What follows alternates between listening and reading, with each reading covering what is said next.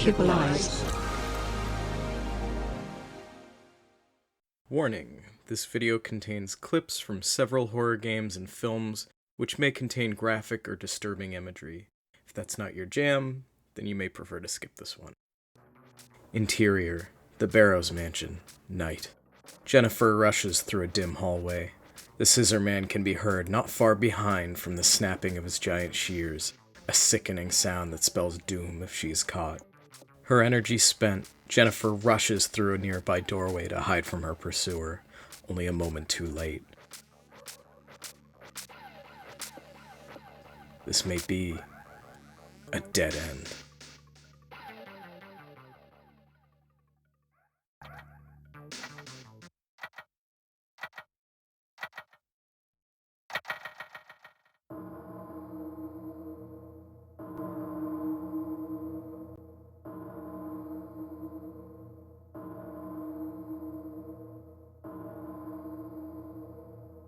Welcome to Clock Tower. Released in 1995 for the Super Famicom, then ported to the PS1 2 years later in 1997. With some minor additions in the form of the first Fear, you'll be seeing footage from both versions for today's video, and I'll try to distinguish between them when relevant. Developed and published by Human Entertainment and directed by Hifumi Kono, Clock Tower holds distinction in its own right as a piece of horror gaming history despite its limited release.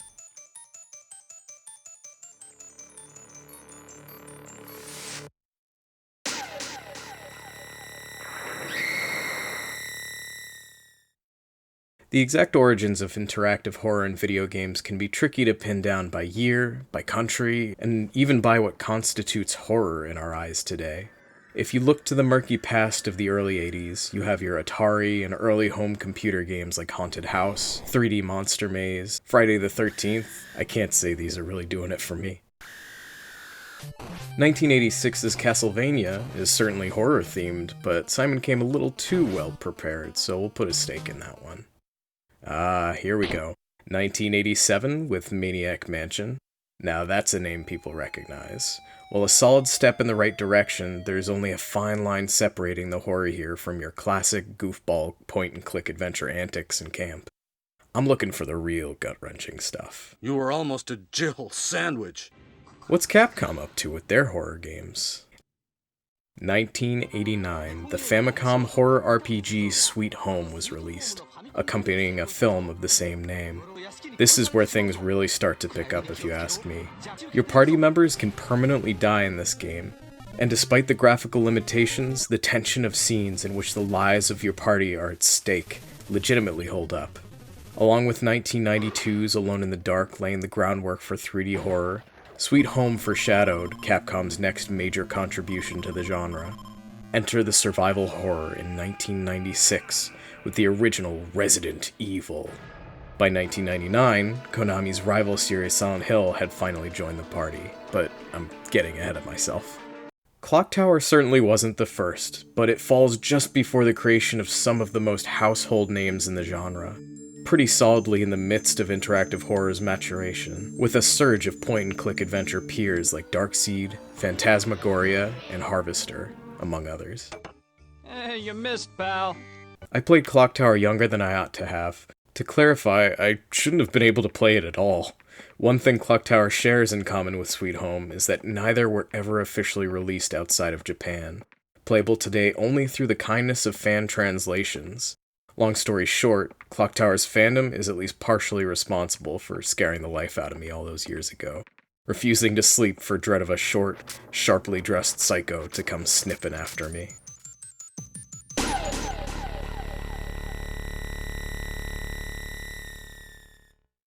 Have you ever heard of Struwwelpeter? It's a collection of German children's stories, one of which being the story of Little Suck-a-Thumb, which teaches you that if you suck your thumbs, a scissor man will come and cut them off. Though there's no evidence pointing to this being an inspiration for Clock Tower's own scissor man, it's discomforting that even historically there have been a non-zero amount of scissor men in media. Before getting into the game proper, and for their generous work, and despite, or perhaps because of the spooks, I'd like to take the opportunity to thank the translators of Clock Tower's two versions.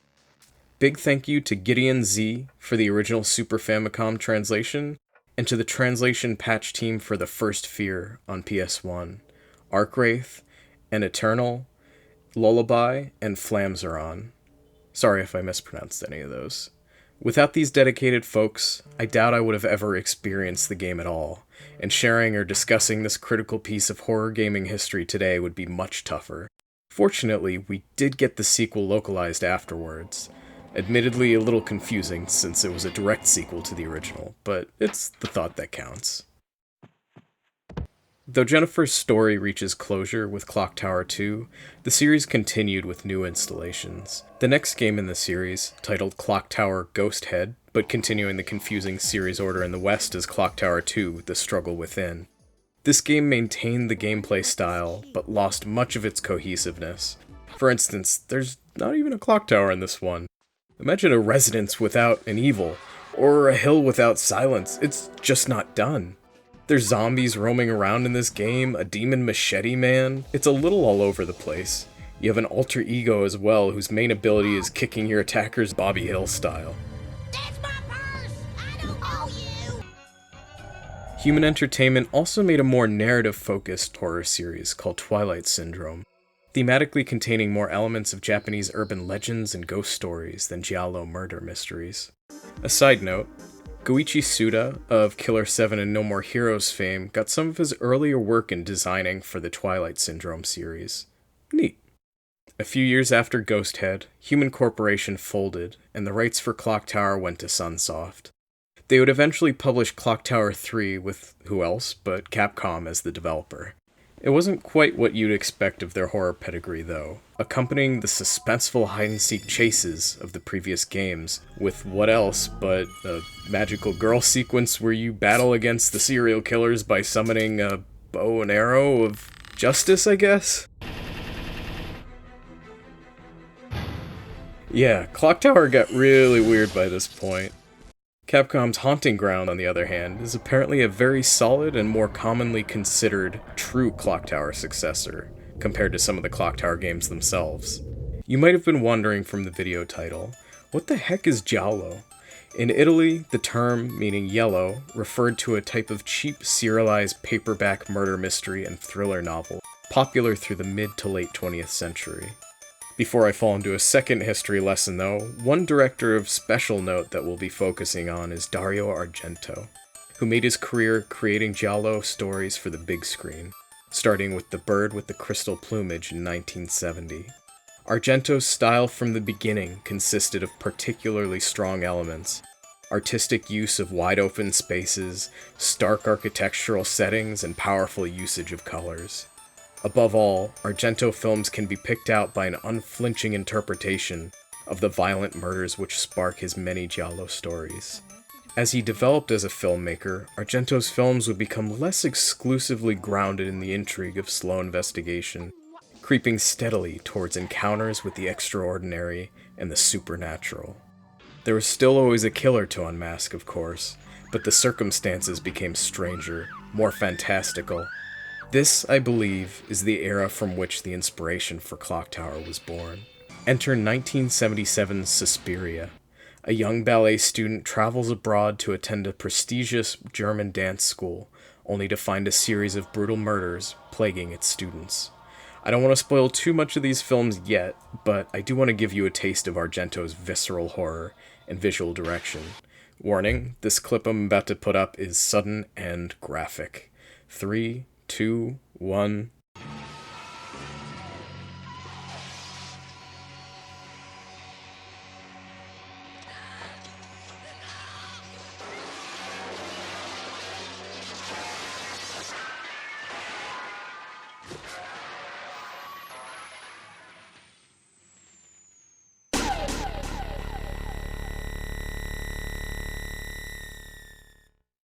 In Clock Tower, Jennifer Simpson is adopted from the Granite Orphanage with 3 other girls, Anne, Laura, and Lot. Their teacher from the orphanage, Miss Mary, guides them to the estate of the wealthy Simon Barrows, assuring them they'll be living in a gorgeous mansion from now on. After Miss Mary leaves them in the foyer to go greet the owner, the girls become nervous and uncomfortable as they wait. As Jennifer, you offer to find Miss Mary and head into the mansion, but just as you leave, a panicked scream comes from back in the foyer. You return to an empty, dark room.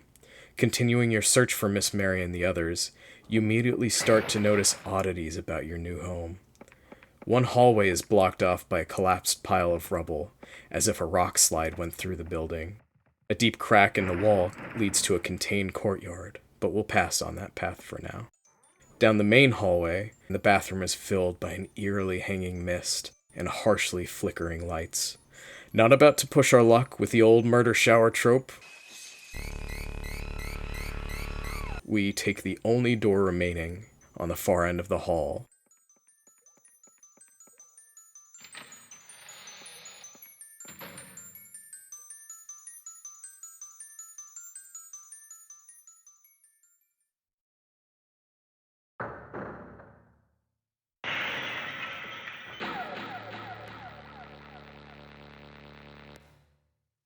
Anne's body is smashed through an elaborate stained glass window and impaled on the large shears of the scissor man, right before the eyes of Jennifer.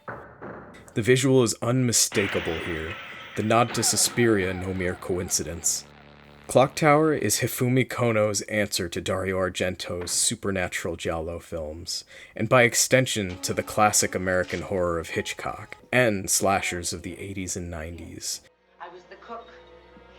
While the pixelated interpretations of the grim fates Scissorman visits on his victims never steer so far as to be gory or even terribly graphic, you can feel the weight of each death, especially in these rare but detailed first-person animatics.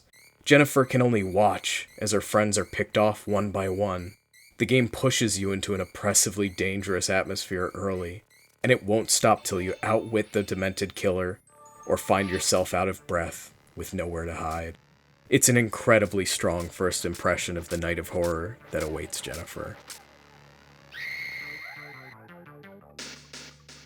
While Argento enjoyed featuring all manner of sharp objects for his killers, straight razors, kitchen knives, this weird spear thing, and yep, scissors, the actual inspiration for our Scissor Man apparently came not from Argento, but from Tony Maylam's 1981 slasher flick, The Burning, in which the killer uses garden shears to execute misdirected revenge on unsuspecting summer campers.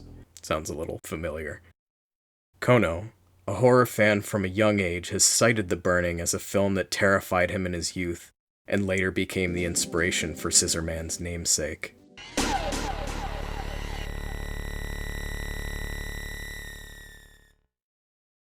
So our goal is clear by now. To escape from the madness of the Barrows Mansion. There's more than one way to go about it. Clock Tower isn't a long game if you know what to do, edging on about an hour in length per average playthrough after the first. The reason for this is that within that short, tension-filled runtime, you have a variety of different potential outcomes. Clock Tower has a whopping 9 endings, albeit many of them slight variations on one another, depending on who falls victim to the Scissor Man, Jennifer's knowledge of the situation she's in, and what she ultimately succeeds or neglects to learn. With some experimentation, you start to determine the ending in an almost choose-your-own-adventure-like manner, by manipulating events to occur, or intentionally avoiding others. Perhaps the most common first ending is a straight shot to the opposite end of the mansion where a car sits in the garage. If you grab the nearby ignition key, after some hesitance to remain behind to help her friends, you can insist that Jennifer cut her losses and leave, plowing the car through the closed garage door and driving off into the night. Just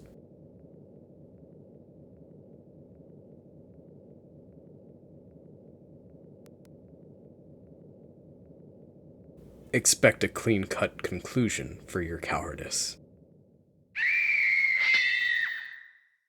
You thought you could escape so easily. This game dedicates a whole ending just to faking you out thinking you could get out safe early with the car. Is that kinda clever or what? Fans of Clock Tower hold it in high esteem despite its age, because it imitates the best parts of the films that inspired it. While its chase system is a tad archaic, many of the early mechanics it established have made for some of the most effective gameplay tropes in interactive horror. Oh no! If you or a loved one has been diagnosed with mesothelioma... and have almost certainly rubbed off on its contemporaries in some form or another. Scissorman can't chase you through rooms as dynamically as one would expect, more often teleporting ahead of you to one end of the hall and pursuing you down it. The concept of panic mode, though, where with enough stamina you can overpower your attacker, would go on to be used by a handful of spiritual successors to the series. Overall, an effective balance to give the player agency and a chance to fight back without providing them any combat tools or mechanics. Clock Tower isn't an action game, so you need to pick your fights carefully and pay close attention to your environment to find spots to hide and evade the Scissorman. Randomness is another tool Clock Tower utilizes to prevent you from becoming too comfortable. Some hiding spots guarantee safety, but others are only effective some of the time, meaning you can't rely on them as escape plans, and if you do, you'll be holding your breath hoping it doesn't end up being your last mistake. While not random, one of my favorite interactions comes from hiding under this bed. If you don't catch the "I'll kill you" parrot before hiding here, he'll give away your location to the Scissorman, who pierces a hole through the mattress and forces you out.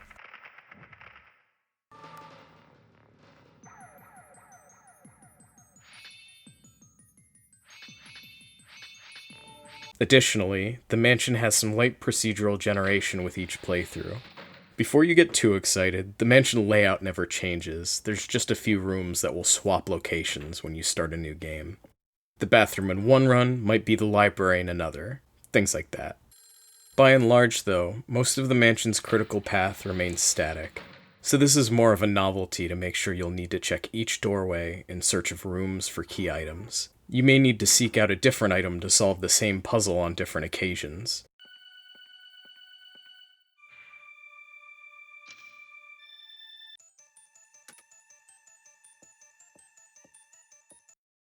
While his appearances are scripted, the Scissorman's hiding spots dynamically switch around to keep you guessing.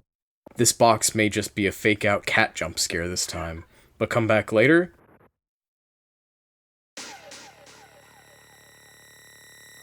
Time to run! Sometimes they'll even hide in areas you expected an item to be. This whole system is built to play with your head, and while today it falls on the more simplistic side, it's honestly a clever little solution within the limits of the tech to squeeze extra scares out of multiple playthroughs. Oh, and sometimes, right when you think you're safe.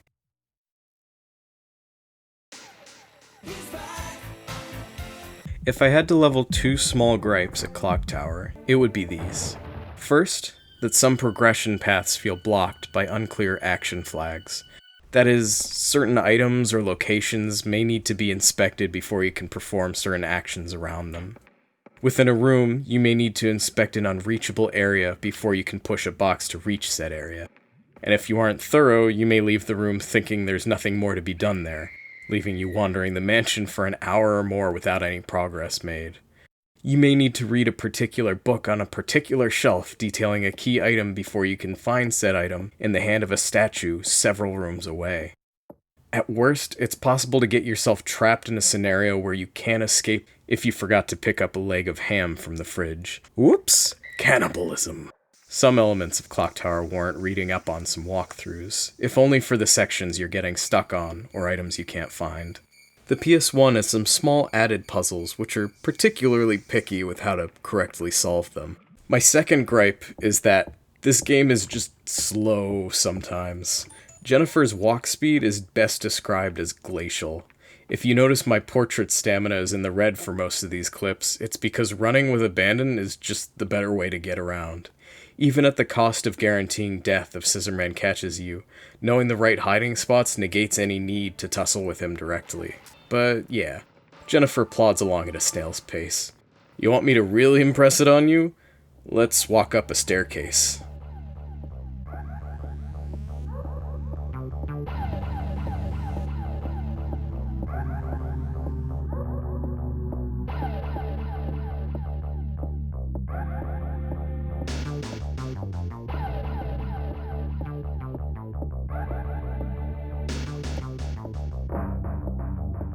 Alright, we made it. Am I being a big baby? Absolutely. Like I said, once you know your way, a successful run takes just around an hour, so the game is still comparatively quick by most standards. But when you look at some of these transitions, you just know the travel time between key locations is at least a percentage of that length, making the game feel even a tad smaller than it is. For me though, this game was formative. I was young enough that I didn't have much exposure to scary media. I was too young for stuff like Resident Evil or Silent Hill, though I was big on scary stories to tell in the dark as early as elementary school, so I guess there was always a part of me that loved being scared. I'll never forget my very first playthrough to reveal Laura's dead body.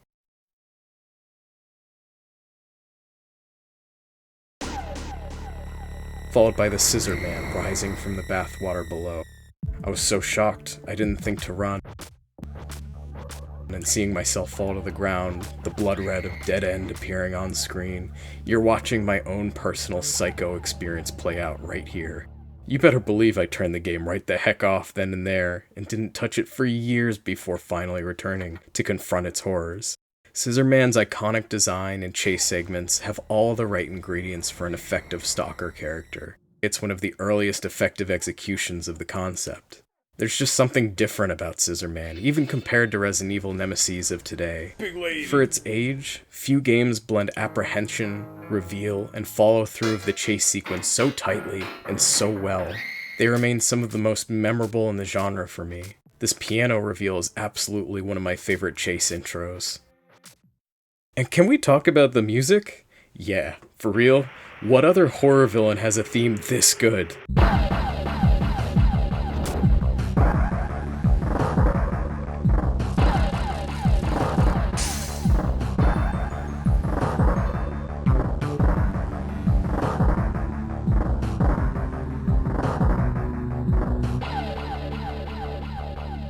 Giant props to Koji Nikura and Kaori Takazoe for the music and sounds of this game.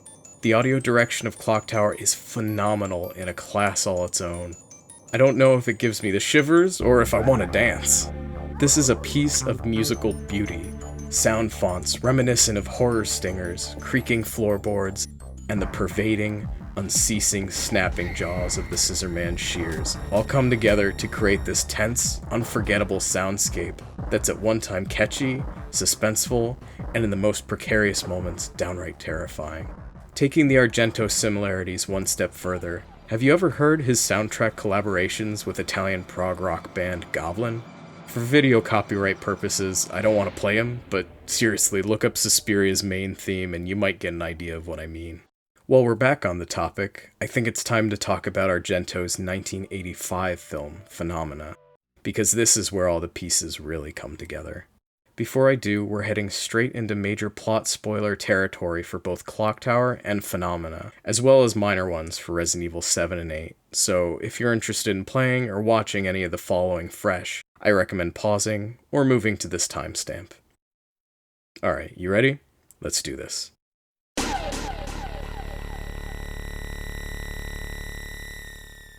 Maybe you thought our protagonist, Jennifer, looked a little bit familiar, or maybe not, but she bears more than a passing resemblance to someone. A young Jennifer Connelly played the lead role in Phenomena, and our Clock Tower Jennifer Simpson is almost a one-to-one from her hair to her outfit. In Phenomena, Jennifer attends the Swiss Richard Wagner Academy for Girls.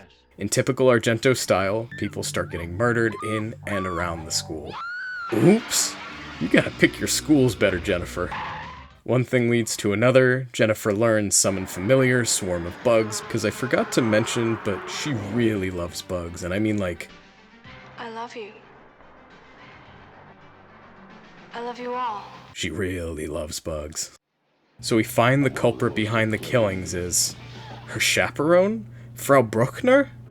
Not just her, but her son Patois, a disfigured and deranged child bearing responsibility for most of the deaths. Turning the lens to Clock Tower's plot unveiling, you start to see where this might be going. The Scissor Man isn't so much a man as a child. 9-year-old Bobby Barrows, a child born under the influence of a dark ritual, is in fact the son of the Barrows family, and Miss Mary is in fact his mother, Mary Barrows. If Phenomena and Friday the 13th have taught me anything at all, It's that behind every successful murder kid is an equally successful murder mom, and Clock Tower is no exception. That's just horror rules. Miss Mary hid her true intentions while teaching at the Granite Orphanage, likely organizing the adoption, though I question how sustainable that plan was, in order to sacrifice the girls to her twin sons. There's a second son hidden somewhere in the mansion. Dan Barrows, who can be inferred as responsible for all the inexplicable non-scissor-based activity encountered around the mansion, using a telepathic power to scare and even attack Jennifer. We learn all this by finding the corpse of Dr. Walter Simpson, Jennifer's father who went missing years prior. Upon delivering the two sons, he was attacked and trapped by Mary Barrows and left to die behind a sealed-off room of the mansion. In his final moments, he recounts the twisted nature of the Barrows and emphasizes that they must not live. His last thoughts and written words are Jennifer's name, repeating. This oddly coincidental yet tragic realization gives Jennifer personal reason to stop the Barrows, avenging her deceased father in the process.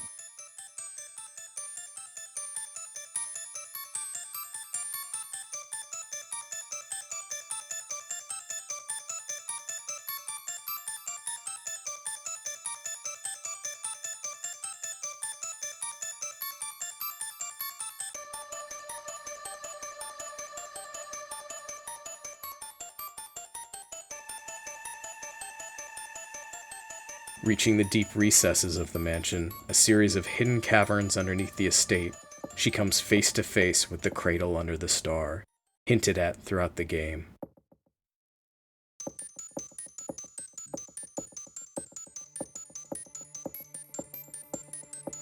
The curtains part to reveal to the player the shocking form of Resident Baby.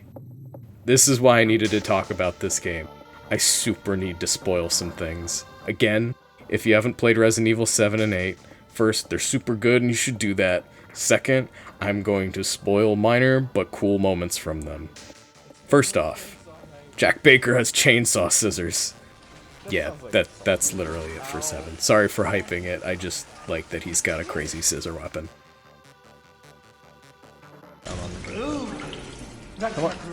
Ow! But then, you've got the recent RE8, Village. During the Beneviento house segment, and after some escape room escapades, you come face to face, seemingly from nowhere, Baby! with a giant freaky baby monster. I can't reenact to you exactly what my face did when this thing turned the corner, but it was great. And you know my first thought? They took this page right out of this exact moment of Clock Tower. It is chilling and unexpected and everything good and discomforting about horror in a game rife with gothic horror tropes, lichens and ghouls and vampires and fish people and Frankensteins and creepy dolls. But the baby, the baby, the baby. Babies are terrifying in a different way. Yes, babies creep me out more than all the werewolves, zombies, and soap opera watchers. Don't kiss him, no. In the world. There's a theme in horror that I think hits hard with a fair amount of people. Clock Tower is immersed in a familial horror, as in the whole Barrows family is terrifying. In the game's closing moments, Miss Mary knows what you've done. Any air of deception or false comfort is gone now, and we see her true face as her rage boils over in response to the death of her sons. A mother's dedication to her children is a powerful thing, and in the warped world of horror, with killer demon children and weird, vague cult ties, Miss Mary is somehow more frightening than Bobby or Dan. That's the reason this variety of horror is so eerie. It's rooted in a strange brew of real emotions and domestic life twisted to the worst possible form. For one reason or another, family is distinctly a common theme in horror to this day. It forces us to think on the rare possibilities that scare us right to the core of who we are. What does it take to tear a family apart? What awfulness is the world capable of? And in turn, how do we prevent becoming equally awful and horrific in the face of what may come to pass? When horror has an opportunity to hit us in a way that's real, it's potent beyond belief. I don't even know the story behind the Beneviento baby. If there is one, I don't need to know it, because for me, it goes back to Clock Tower. Clock Tower pulled more than its fair weight in a genre heavily limited by the technology of the time. Human entertainment captured a narrative, storytelling focus rare to the interactive medium that dropped the player into the climactic final acts of a Giallo horror film, handed over the controls before defenestrating itself. It's fantastic, and the only shame is that they never officially localized this game. It makes me happy then that through these fan translations, I was still able to play the game as an early introduction into real, impactful horror, and that we have a chance to experience what to me is a big stepping stone in innovating quality horror games to the state we understand them in today.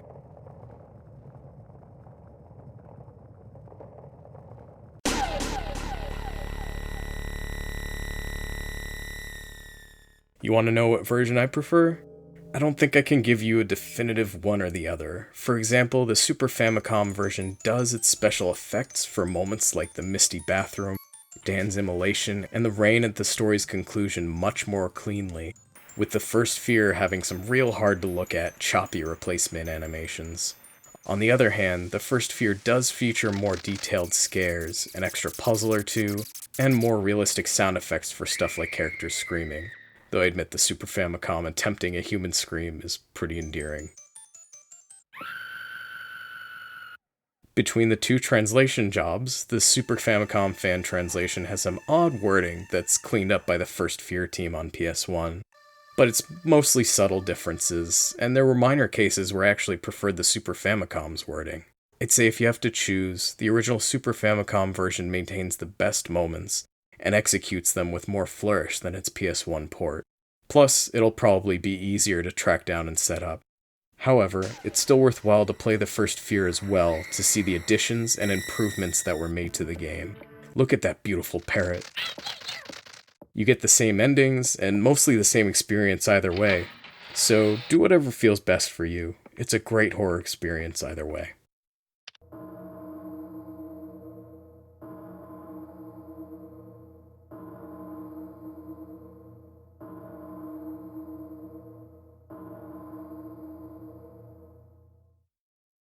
While your mileage may vary, there's something compelling about the concepts of Clock Tower and its descendants. I'm glad, despite a bit of scarring childhood experience, that I've been able to experience Clock Tower, and through researching for this video learn more of its core inspirations and the games it's gone on to inspire in its own right. In a genre with a somewhat storied and troubled path to remain relevant in the modern day, it's fascinating to look back and see the games and films that sheared, slashed, and stabbed the way forward for horror media.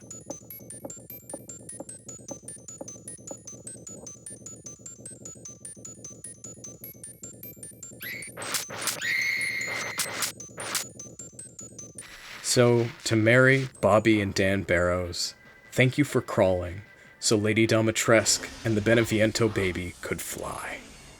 Oh, what a giggly Gus! Big lady! Thanks as always for watching Kipple Eyes. You can keep up with us via Twitter, Instagram, as well as through our Discord channel, all links available in the description below. If you want to see more chill game hangouts, you can follow Quaddy of Kipple Eyes on Twitch, where we do weekly streams on Tuesdays, Wednesdays, and Thursdays now. Missed a stream? From now on, all Twitch VODs will be going up on our new secondary channel, Kipple Eyes VODs, so as not to clutter up the main channel. You can subscribe over there if you want to keep up with all our content, but I'll keep updating the main channel's stream archive playlists if you'd rather watch that way. If you'd like to help me directly in continuing to create new content, you can check out our Ko-fi and newly made Patreon. Thanks again, everyone. See you next time.